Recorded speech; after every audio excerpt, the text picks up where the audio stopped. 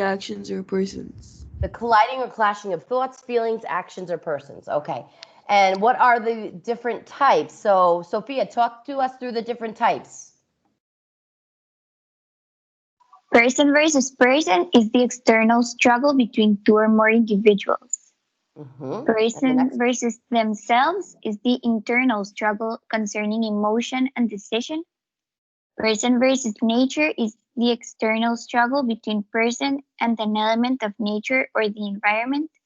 And person versus society is a character has a conflict or a problem with some element of society, such as the school, the law, the accepted way of doing things, and so on.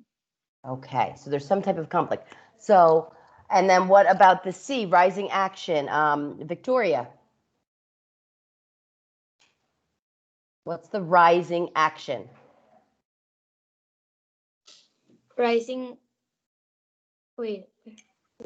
action, complication of development of the conflict. Right. So it's sort of as the story moves forward, the complication of development, they develop that conflict more. So you learn a little bit more about what that struggle is. Okay. And then the climax, Amalia.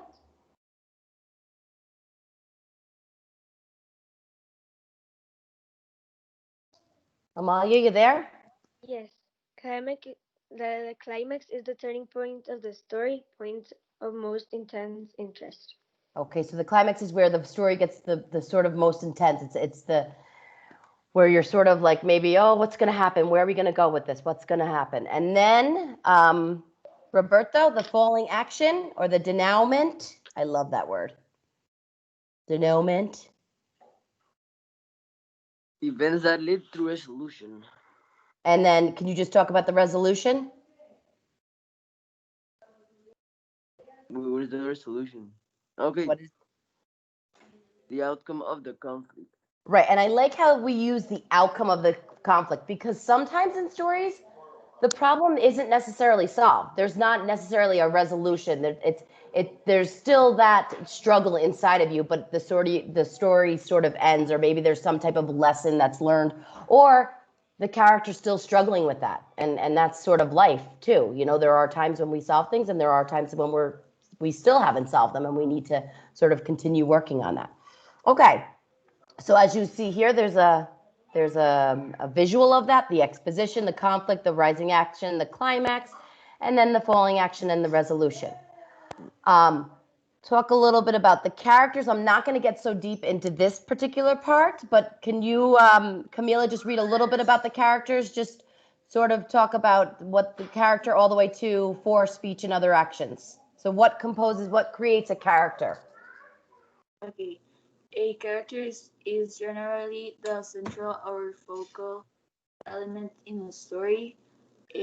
Four types of characterization techniques the writer uses to develop a character: physical description, two, speech actions of the character, three, direct comment from the narrator, four, speech and other actions of other characters. Exactly. And as we get deeper into characterizations, if you click here, there's some, well, we're going to be working more on character, but there's a document that I created that sort of shares with you a lot of ways to describe characters. Again, to increase our vocabulary on describing a character. So when we start reading more short stories, if you really like to focus on the characters, using this particular document will help you in really expanding your vocabulary and using different type of language to describe them. So, and then also I found these really cool sort of posters that give you pictures that sort of, you know, use their different words like stubborn, bad-tempered, cheeky, calm, passionate. So really looking again to expand our language when we're talking particularly about characters. Okay, and then as we talked about, there's four types of characters. There's round, dynamic, flat, and static. Okay, another thing that we need to think about is, Andrew, why don't you talk us through the themes of literature?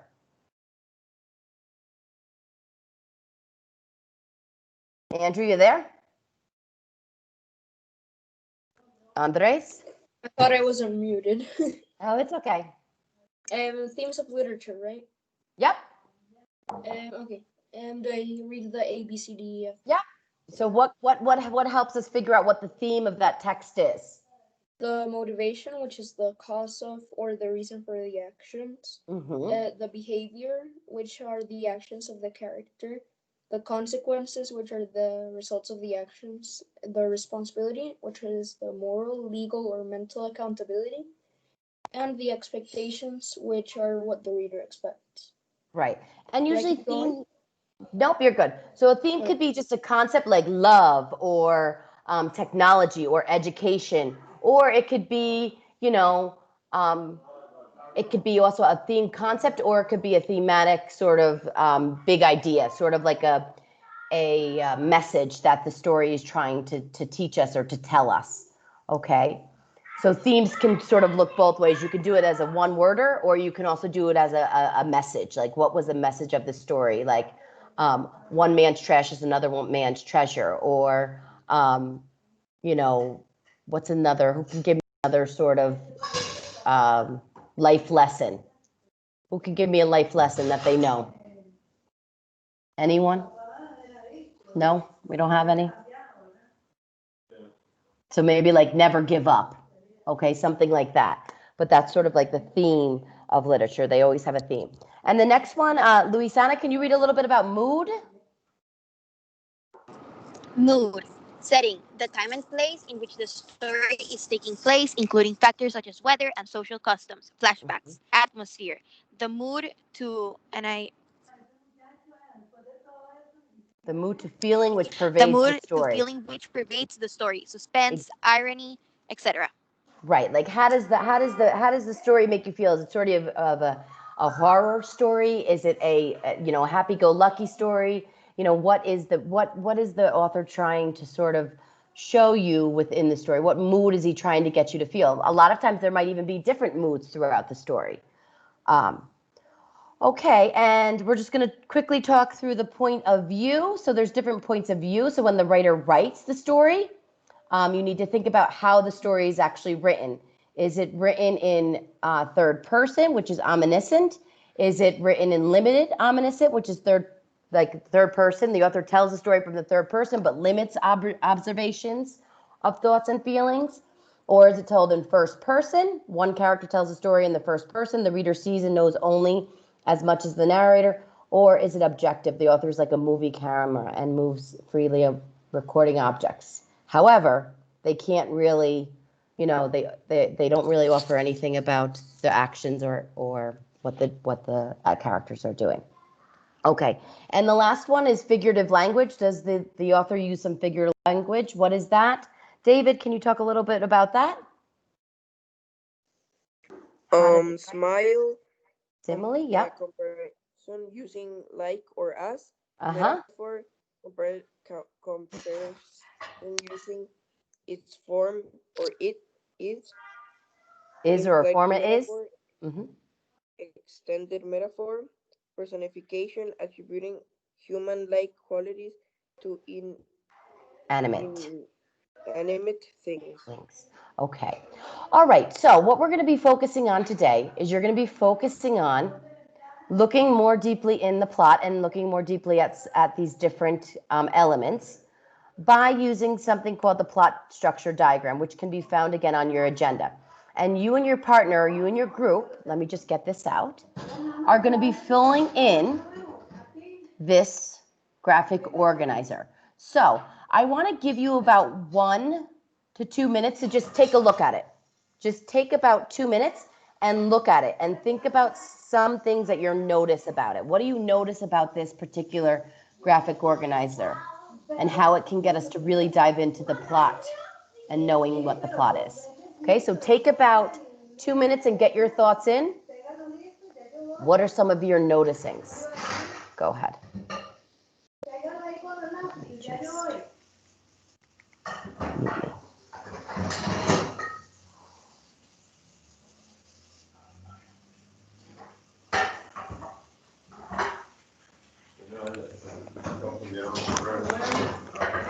Then because you have your background.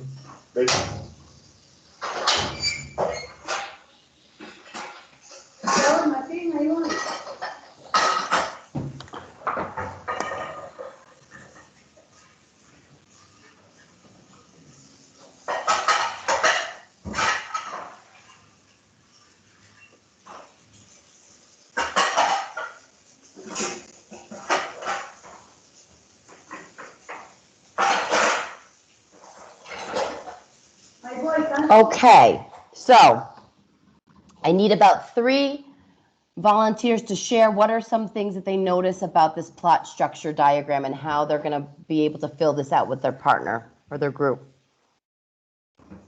I can't see anyone, so just call out your noticing. I don't want to have to start calling kids. Come on, guys, you can do it. Si se puede. Who's that?